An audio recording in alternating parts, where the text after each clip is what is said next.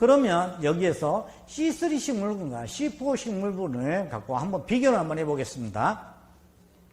자, 광합성은 최초 산물은 C3 식물은 3탄당인 PGA다. 자, C4는 4탄당인 옥살아세탄이고요. 그 다음에 담당하는 요소는 C3에서는 루비스코였었죠. 그렇지만 C4에서는 PEP하고 CO2를 고정하는 데는 PEP 카르복실 라제라는 거. 그리고 유관속초 세포는 C4에서 특히 발달되어 있지만, 자, C3 식물군에서는 유관속 세포가 있을 수도 있고 없을 수도 있다는 것입니다. 그렇지만 C4 식물에서는 자, 유관속 세포가 많이 발달했기 때문에 반드시 있어야 된다는 것이죠. 그 다음에 광합성의 최적 온도는 C3 식물군은 20에서 25도씨인 온대지방이고, C4 식물은 30도에서 35도인 자, 열대지방이라는 것입니다. C3 식물군은 자, 광포화점이 낮고, 그리고 C4 식물군은 더 높습니다. 그 다음에 광호흡량을 보면은 C3 식물은 광호흡량이 많습니다. 즉, 광합성량 25% 정도를 나는데, C4 식물군 같은 경우는 유관속초 세포에서 자, 말산이 분리되면서 CO2가 나오고 거기서 바로 RUBP가 고정을 하기 때문에 CO2 거기에서는 O2 농도가 더 약해서 훨씬 더 CO2하고 결합하는, 즉 고정하는 확률이 더 많고 또 더 많습니다. 그렇기 때문에 광호흡량이 적게 됩니다. 결국 여기서는 O2하고 결합할 수 있는 그것이 더 적어진다는 거죠. 자, 광합성 성량의 5 내지 10%를 차지하고, 자, 그러면 CO2 보상점은 없냐? CO2 보상점은, 자, C3 식물계는 CO2 보상점은 C3 식물계는 높고, C4 식물계는 더 낮습니다. 자, 순광합성용으로 본다면, 자, 광합성 효율이나 모든 것이 더, 자, C4가 많기 때문에, 순광합성량, 여기가 더 많은 있죠. C4가. 그리고 C3 식물은 더 적고, 자, 생장 속도를 보면 C3 식물은 보통이고, 자, C4 식물은 생장 속도가 훨씬 더 빠르게 되겠죠. 그 식물을 예를 든다면 C3 식물은 대부분은 녹색 식물이지만 C4 식물은 옥수수나 또는 사탕수수, 그 다음에 수수 같은 거 있겠죠.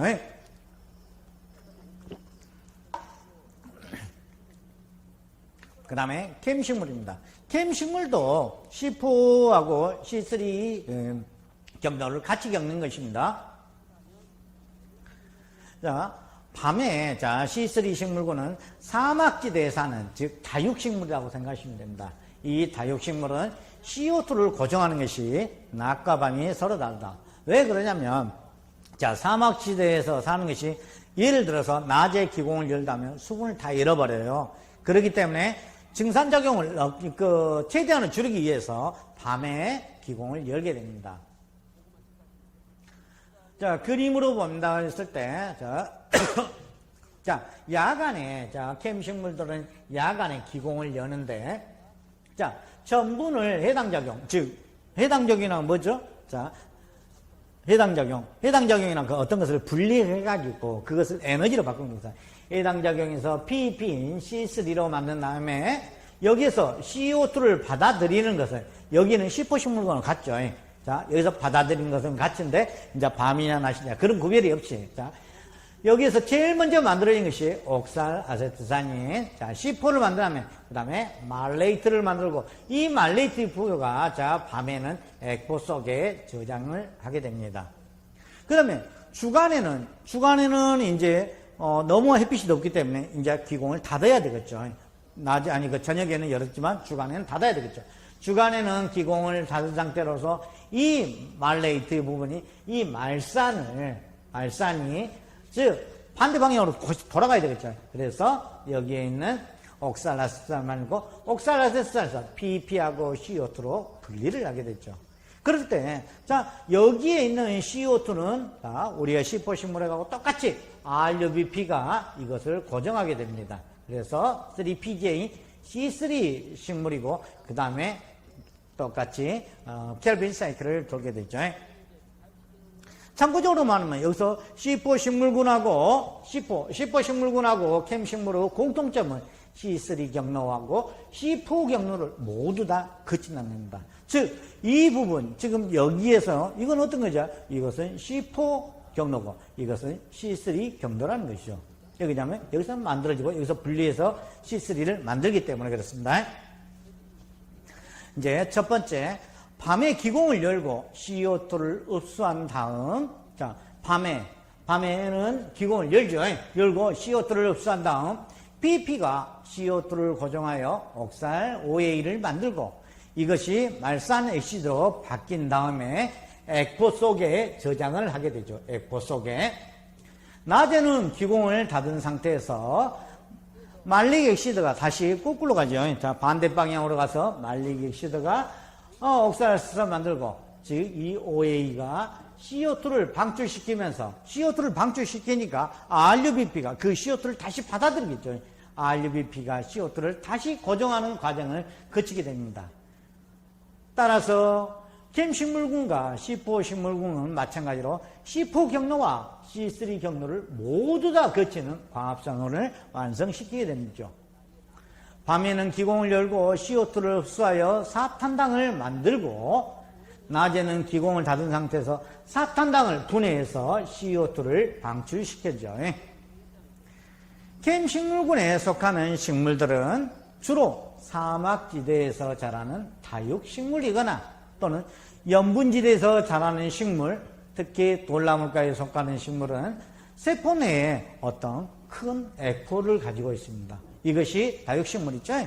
자, 액포를 가지고 있으며, 액포 속에는, 저기에서 아까 지금 말하는, 자, 유기산이 말릭 액시드를 많이 갖고 있기 때문에, 축적하기 때문에, 자, 어떤 물질 용기를 많이 갖고 있으면 그만큼 삼투압이 커지는 거죠.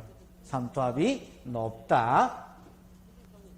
선인장 종류가 뜨거운 낮에 광합성을 하기 위해서 기공을 열면, 자, 낮에 기공을 열면 증산작용에 의해서 수분을 많이 잃어버리게 되겠죠. 그렇기 때문에 낮에는 기공을 닫은 상태에서 광합성을 하고, 밤에는 기공을 열어서 CO2를 받아들이게 되죠. 그러나 우기, 즉 수분이 많은 우기가 오면은 기공을 열고 C3 식물과 같이 똑같은 광합성을 하는 것이 어떤 식물이냐면 캠식물이라는 것입니다. 다음으로 넘어가겠습니다. 이제 광호흡이라는 것은 무엇이냐? 햇빛이 있을 때, 자, 호흡에 의해서 하는 것이거든요. 자, 광호흡이란 입에서 광 조건에서만, 즉 햇빛이 있는 조건만에서 호흡을 하는 거죠. 지금 광이 있는 상태에서 호흡을 한다는 것은 밤에 식물이 호흡을 하는 것하고 좀 틀리죠. 자, 루비스코 여선은 엽록체 내에서 CO2 농도가 낮으면 산소와 결합하는 이중성이 있다. 엽록체에서 광합성으로 고정된 탄수화물 일부가, 이게 낮에 엽록체에서 광합성을 하면서 탄수화물을 고정하죠. 그 일부가 산소를 소모하면서 다시 분해되어 미토콘드리아에서 산소를 있어 미토콘드리아에서 CO2가 방출되는 과정이다. 산소를 소비하는 것은 야간에 이루어진 식물의 호흡과 유사하지만, 자, 비슷하죠. 그렇지만 두 개의 틀린 점은 무엇이냐? 광호흡은 낮에 햇빛이 있을 때만 하고, 자, 그냥 호흡은 밤에 한다는 이야기죠. 산소를 소모하는 것은 야간에 이루어진 식물의 호흡작용과 비슷하지만, 즉 광호흡은 햇빛이 있을 때만, 자, 햇빛이 있을 때만 일어나며 광합성으로 초기에 고정된 물질의 일부가 분해한다는 것도 야간의 호흡작용과 좀 다르게 됩니다.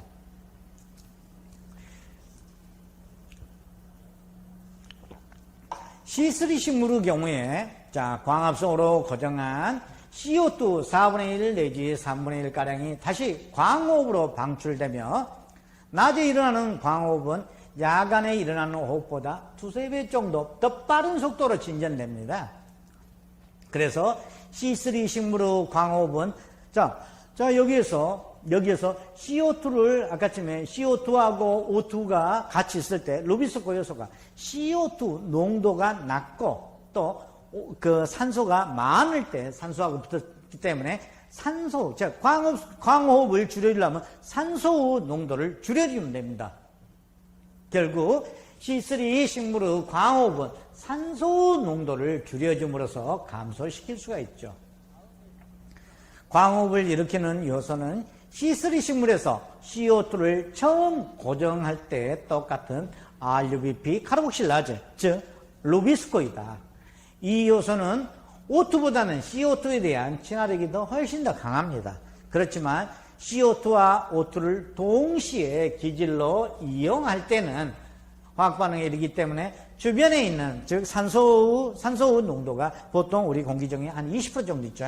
그런데 여기에 CO2는 0.03% 정도밖에 안 되기 때문에 그 CO2만큼 반응이 잘 이르기 때문에 광호흡이 더 커지게 됩니다.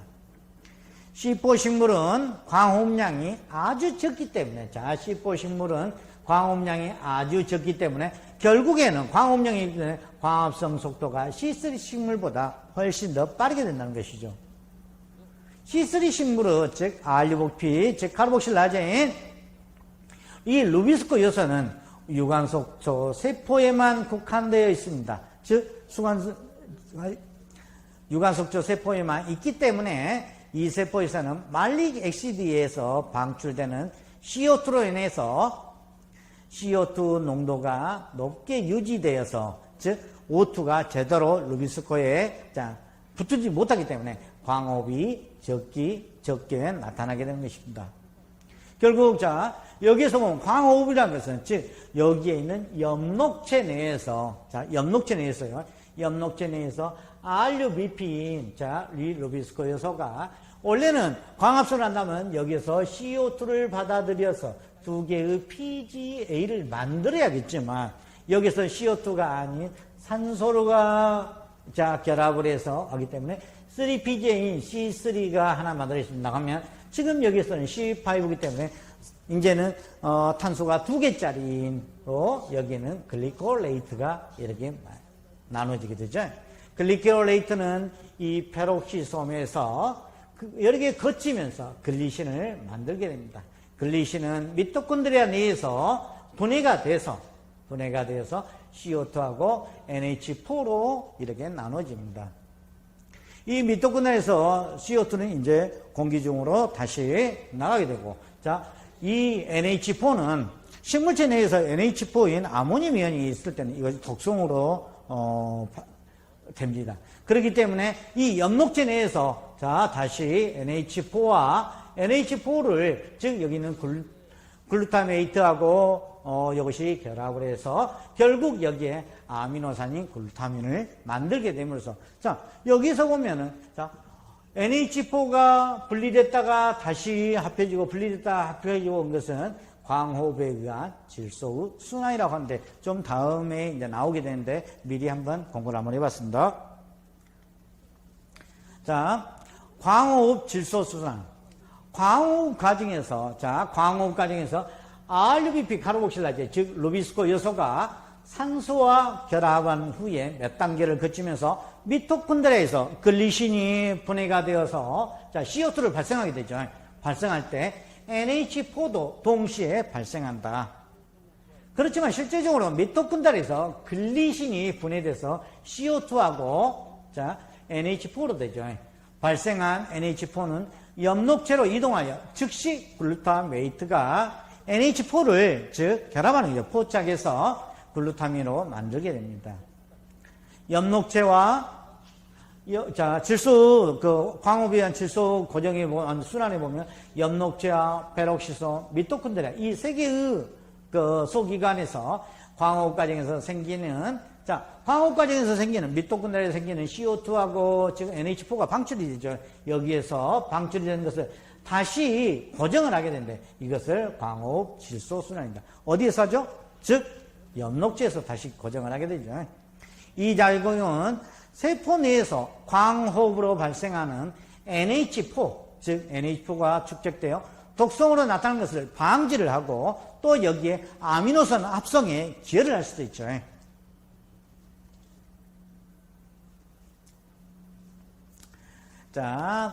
그 다음에 광합성에 영향을 주는 요인들.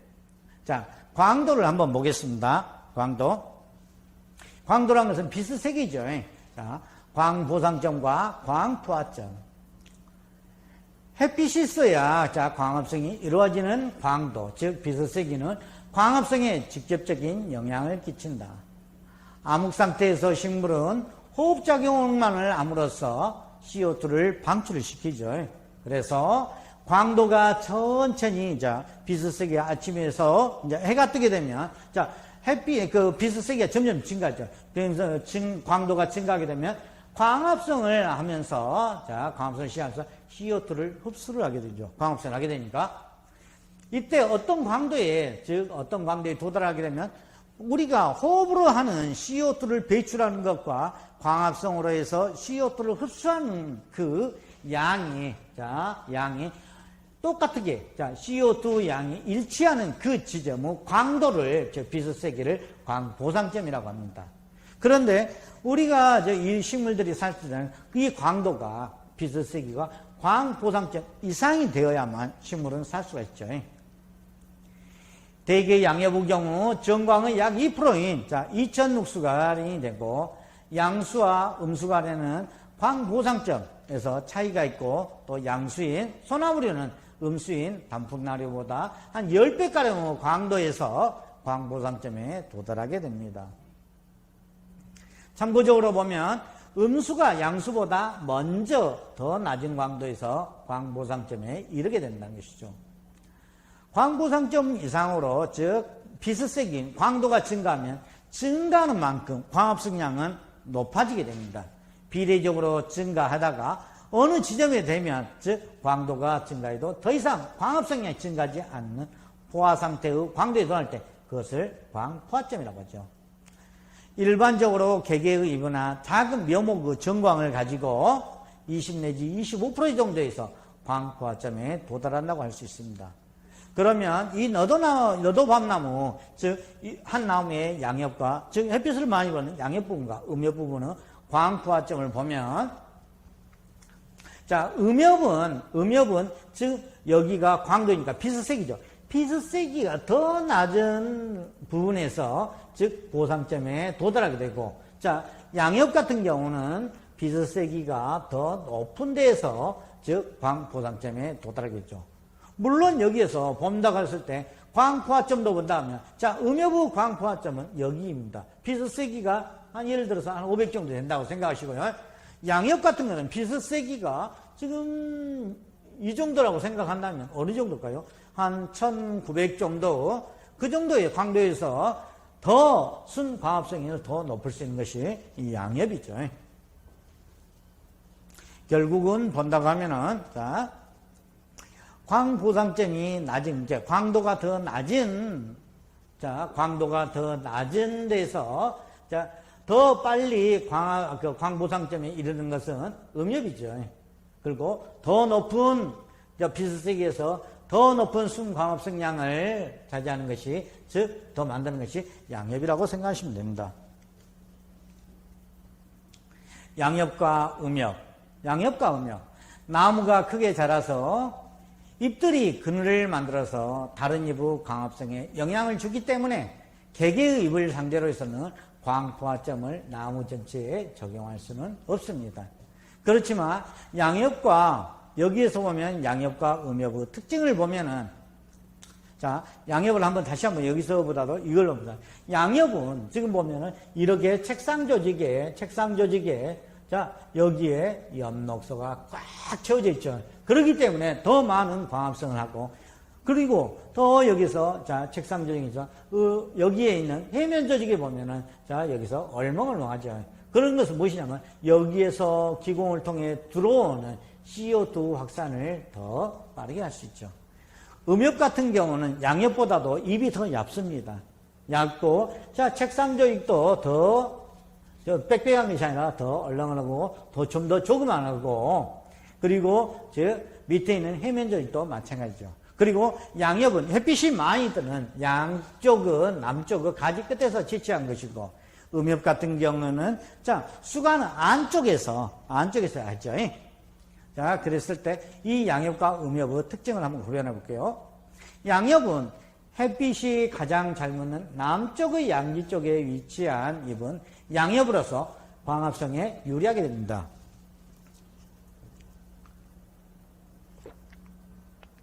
높은 광도에서, 즉 비스세기가 높은 곳에서 광합성을 효율적으로 하도록 적용한 이유로서 광투하점이 높고 책상 조직이 빽빽하여 증산적용을 억제하기 위해서, 자, 증산적용을 억제한다는 것은 무엇이냐면, 지금 여기에 있는 이 표피 부분 있죠. 이 부분에 여기에 있는 왁스층하고 그 밑에 있는 큐틴층이 있고 더 두껍게 되죠.